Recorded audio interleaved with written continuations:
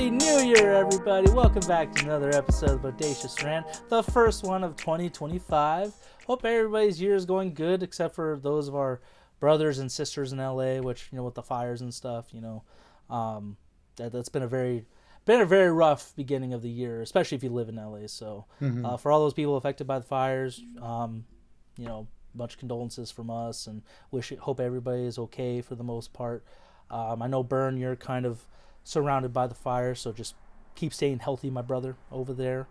You know, but aside from, you know, what's going on in real life, in pop culture, you know, it's also kind of bittersweet just because another show ended, and it was a show I didn't think we needed at all, but I'm very happy that it was. It was very similar like Peacemaker. Like when Peacemaker got announced, I was like, why? What is this going to do for the rest of it? But oh man, if anyone's going to figure out how to make a deep cut work, it's James Gunn. And we are talking about Creature Commandos, the latest animated series to grace Max and just our screens and stuff like that. So, you know, we are going to be talking about the spoilers and stuff like that. So before we do, we'll give our reviews and everything on the show, like our rantings and our overall thoughts. And just, I guess, a brief synopsis now for those of you who haven't watched it but maybe are thinking about it. Essentially, why I say this is a deep cut, because Creature Commandos was created at least, or introduced in 1980 or the 80s at least. I'm not 1,000% sure. But it was part of the Weird War Tales comics, which was like a World War II based comic. And that was essentially just a group of monsters, like literally commandos, which led by a human person. But the original team was a werewolf, vampire, the Frankenstein monster, and a Gorgon, like Medusa with the head of snakes and stuff. This one is definitely more of a more updated take on the Creature Commandos comics and stuff like that. And while the original one was in World War II, this takes place modern day, actually after the events of Suicide Squad in 2021, which if you guys never saw that movie, you definitely should. That was easily one of the best DC movies we got in recent years. And it's got, you know, a phenomenal cast. Frank Grillo, one of my favorite actors, he plays Rick Flag Sr., Joel Kinnaman's dad, essentially, even though they're not that much years apart, but it kind of works because he does look a little bit older. Indira Varma from Game of Thrones, who is the mother of the Sand Snakes, if you all remember her. And she's in a couple other things, but nothing super notable I can think of at the time. I guess the most recent thing would probably be in the show Kenobi, as like the one officer lady. I forget the character's name, but yeah, she was in. Yeah, good one on that one. I was gonna say, because I've seen her in small things, like she was in the last Mission Impossible is just one of those like cabinet members within the government agencies. And but yeah, Kenobi's a good one. And then also, you know, James Gunn's brother Sean Gunn is always a part of his life. You know, he plays G.I. Robot and Weasel, and Indira Varma played the bride, who's the bride of Frankenstein, really. And we also got Alan Tudyk, who's just a gem, no matter what role he's in, whether it be a character role or, you know, just... It's a bummer he's never really, like, a leading man, but at the same time, as talented as he is, I can't see it, so it kind of makes sense. But Alan he makes Tudyk, it work for himself. He really does. I think, honestly, he's great enough not to be a leading man, so it works out on its own. He plays Doc Phosphorus, or Dr. Phosphorus.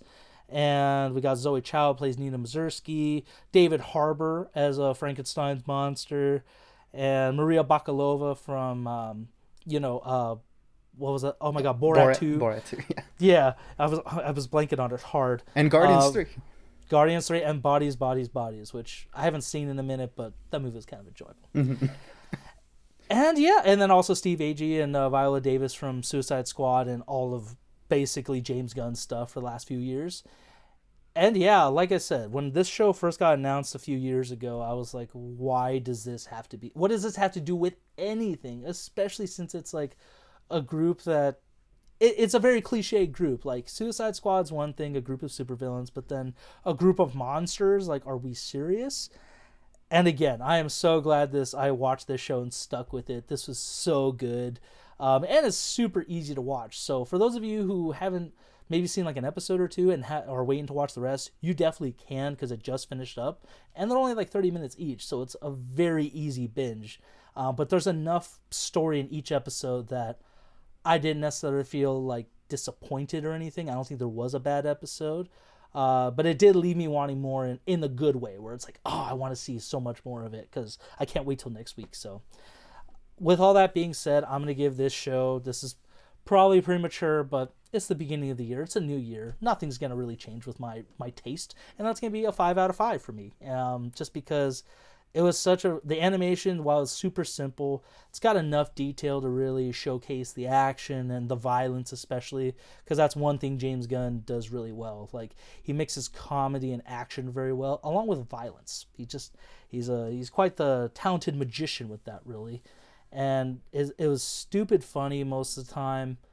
And each character, like, you think you have them figured out when you first meet them or when you kind of get a glimpse of them, but each episode dives deeper into their stories, and it just peels back the layers like an onion. So I highly recommend this show, even if you're not into superhero stuff or you haven't really watched the DCU, because this is essentially kicking off James Gunn's DC universe since he took it over in 2020, I believe. So Yeah, I mean, look, for me, James Gunn is one of those like current directors, writer directors that I'm interested in everything that he's gonna do, just because for the Guardians movies, and then the Suicide Squad and Peacemaker, he's given me no reason to doubt him.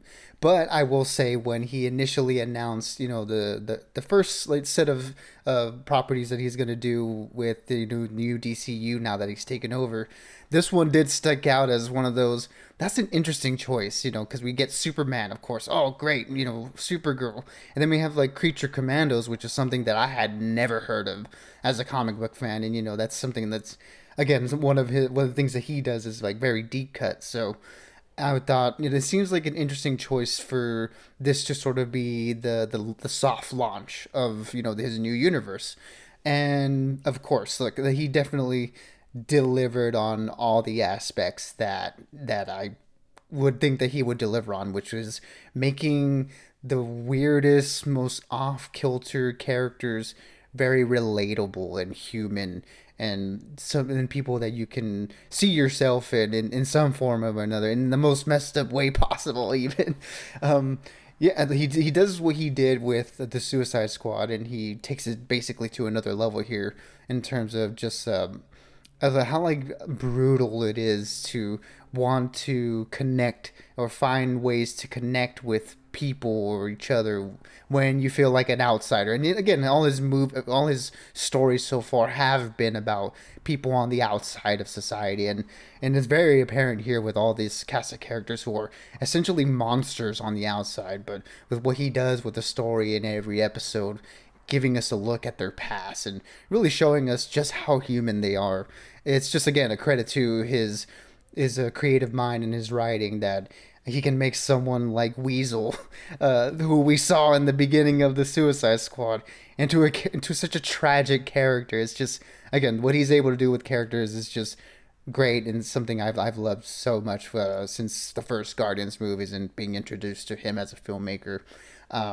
Yeah, for me, this one is going to be a 4 out of 5. There were some plot things that left me, like, questioning things a little bit, but overall, like, this is just another testament to his knowledge and his way of, like, writing these comic book characters, and it's just one of those things that I think surprisingly does establish this new DCU well in ways I will get into in a little bit, but.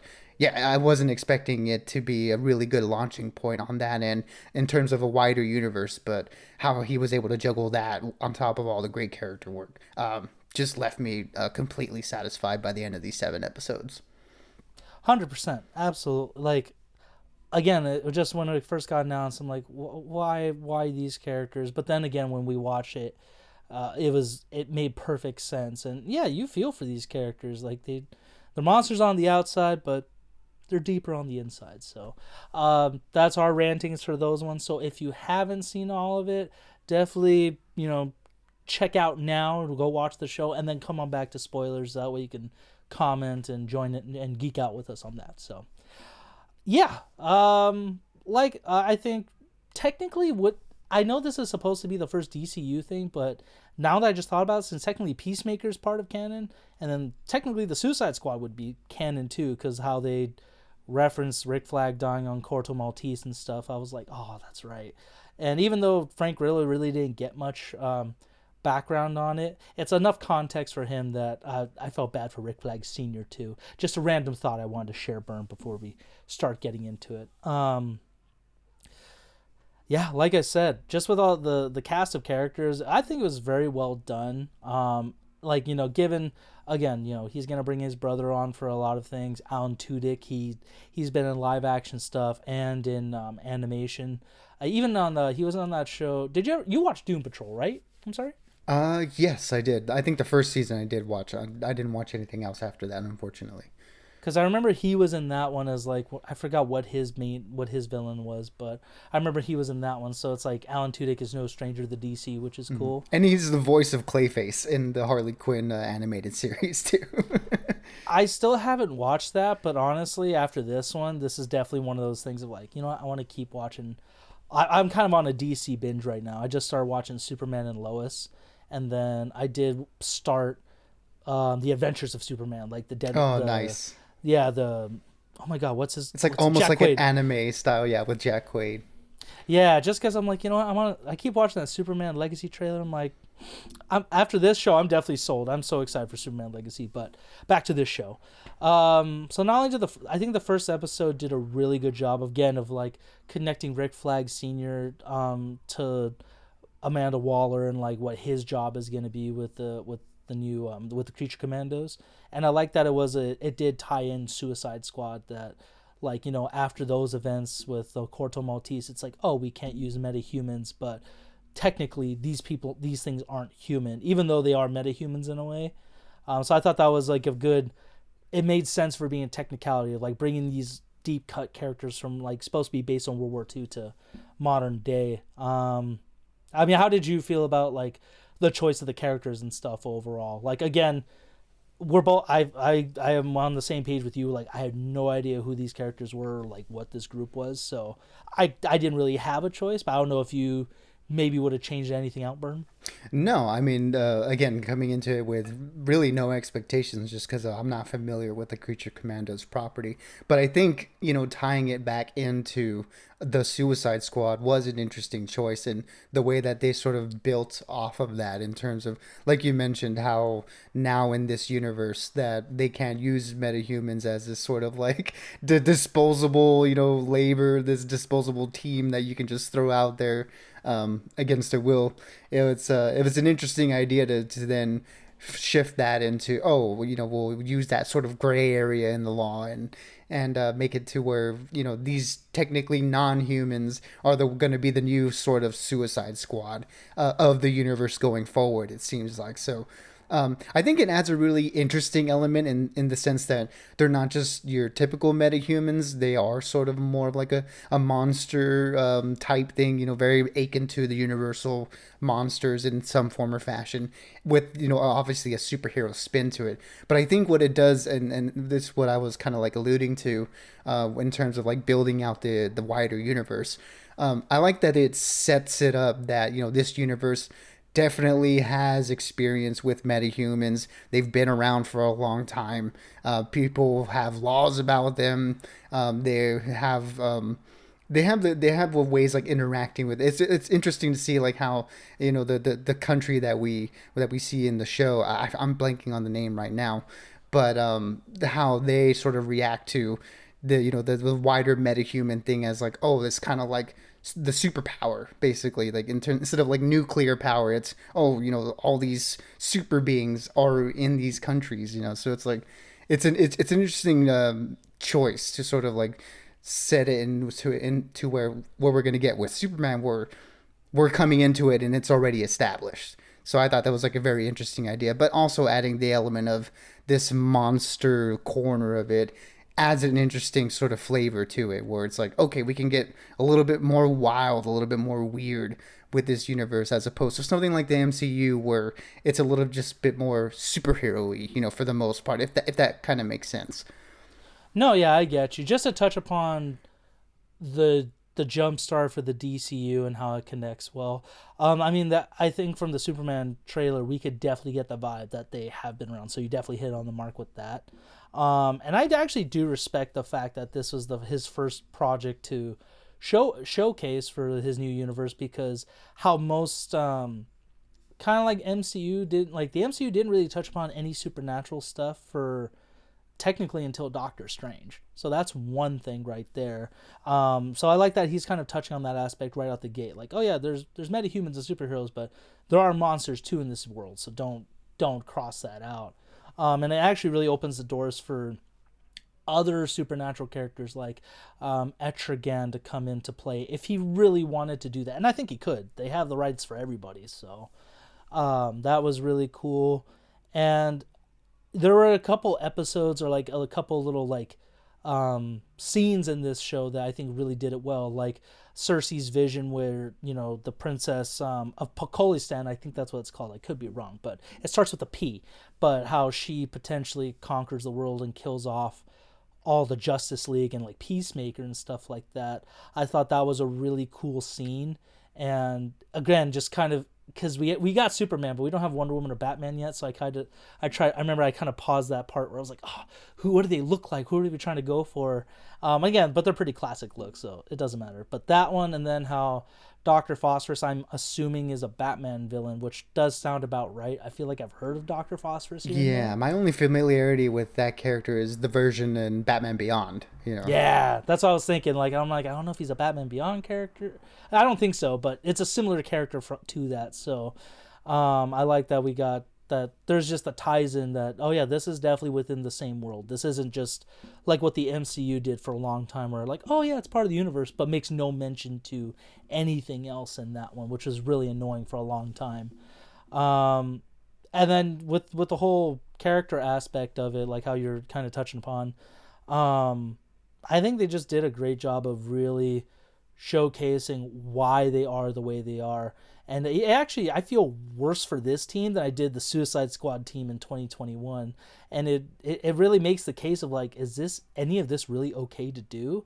Because Suicide Squad, you don't really care. You know they're supervillains, that they're awful people. But then seeing like monsters who have also done awful things, but then how we get more character work with them in each episode, we find out why the way they are. It really put in perspective, like, man, Waller, you just do not, there's no line you will not cross. And I don't know why I'm surprised by it, but this show made me surprised of like, damn, this is fucked up.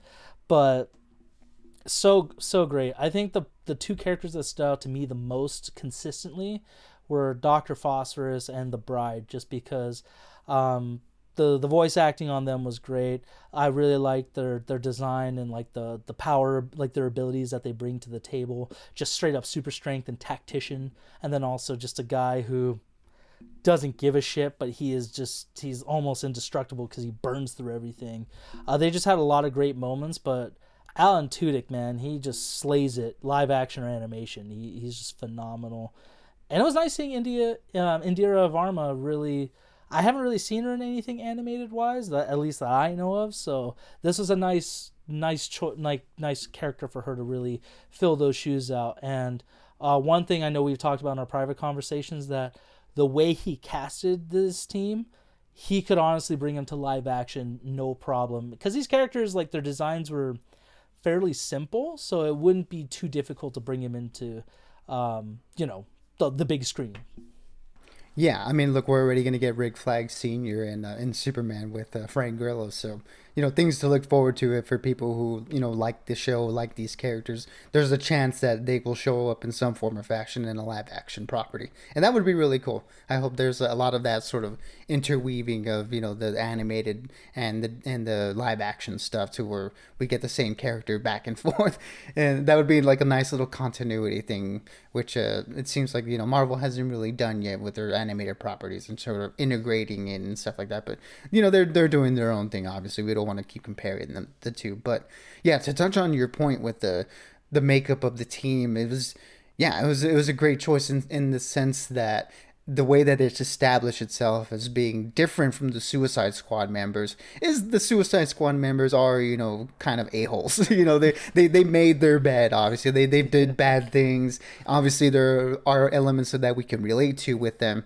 But at the end of the day, they are criminals. They did bad things, and, they were put in jail by, the other superheroes in the universe for a reason. They're not there because they just made a mistake or something. But with the makeup of this team, it seems that with a lot of them, there's a little bit more of a tragic sense to them, where a lot of them really don't deserve to be where they're at. The bride obviously didn't, want to be created. It's not a choice that she made. Nina, with the way that she is, with the experiments that happen to her.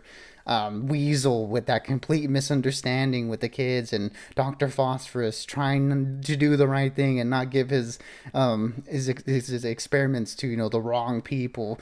A lot of them don't deserve to be in the circumstances that they're in. So when James Gunn did say that this was probably like the saddest thing he's ever written, it makes sense now seeing the whole thing, because yeah, a lot of these characters, while on the outside is are monsters. They do like the heinous things, in terms of the action and stuff and how gory it gets and stuff.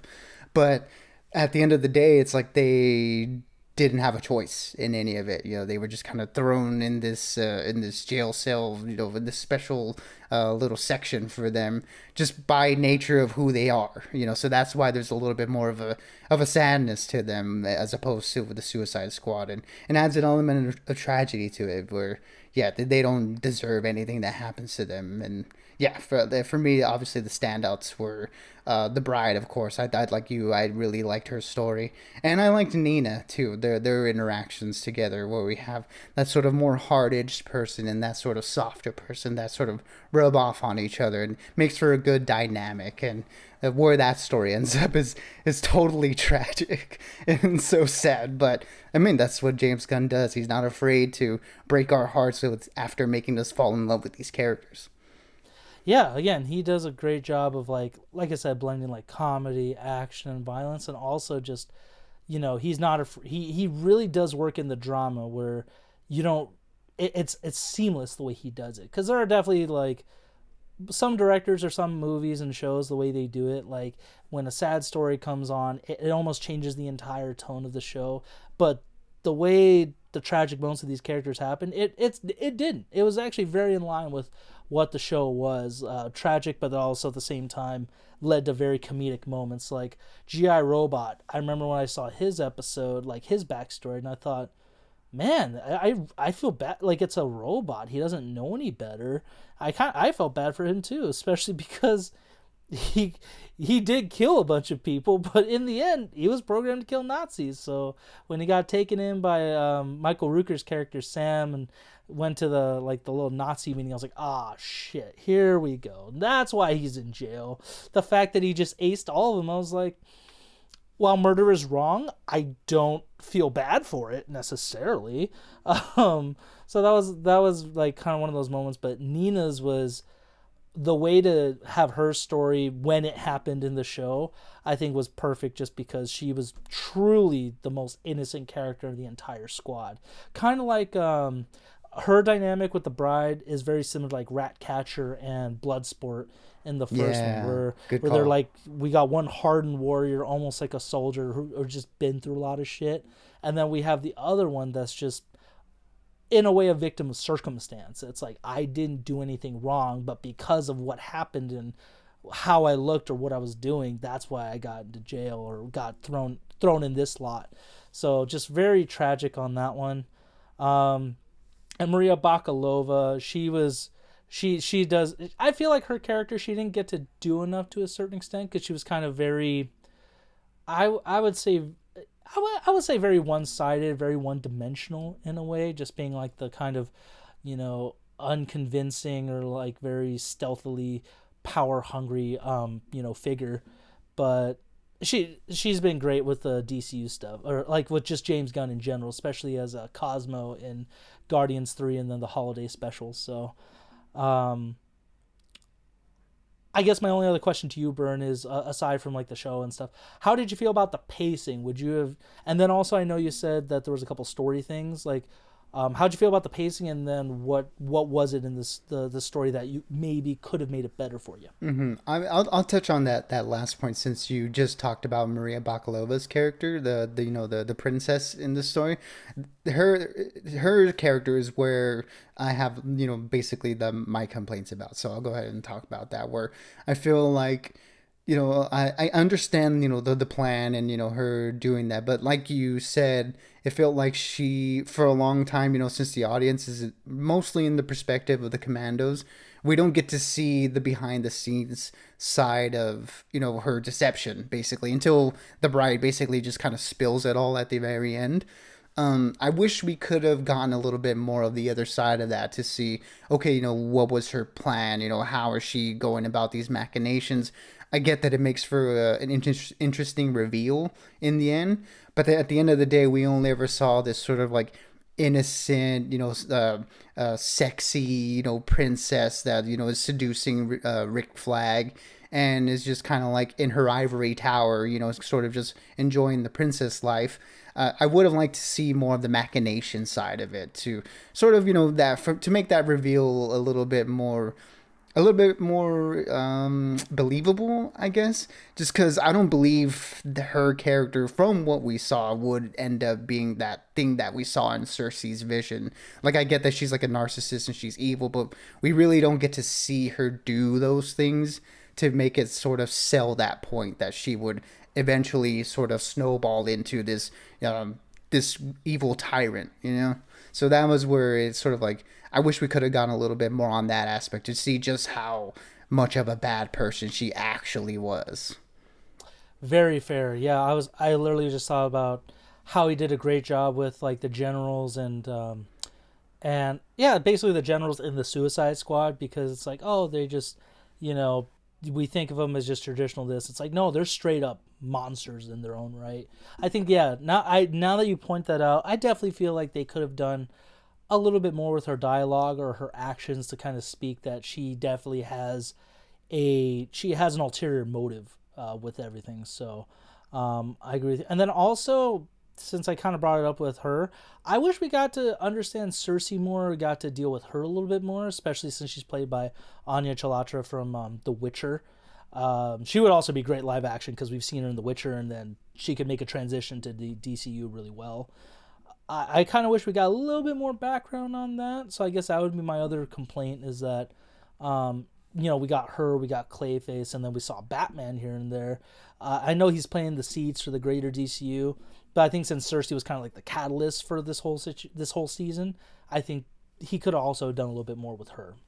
Yeah, that makes sense. And just to jump off of that, the planning of the siege thing, I think that's sort of a similar case with Frankenstein's monster, David Harbour's character, where it seems like, he's just kind of like this love lost puppy, where he's just like chasing the bride throughout the whole series, and at the end of the day doesn't really do anything in terms of the overall plot. He does show up at the end only to just get gunned down, and again, like, he does nothing, so it makes his sort of like backstory episode seem just kind of weird. But I guess it is one of those things like Cersei, we're saving that for another time. So I wish we could have got that here, but I guess there's a lot of things going on that they had to wrap up, to make the story work as it was. And yeah, he's just an element that just seems sort of ancillary, or just kind of like there just to kind of be like a nuisance, but doesn't serve the overall plot in any really interesting way.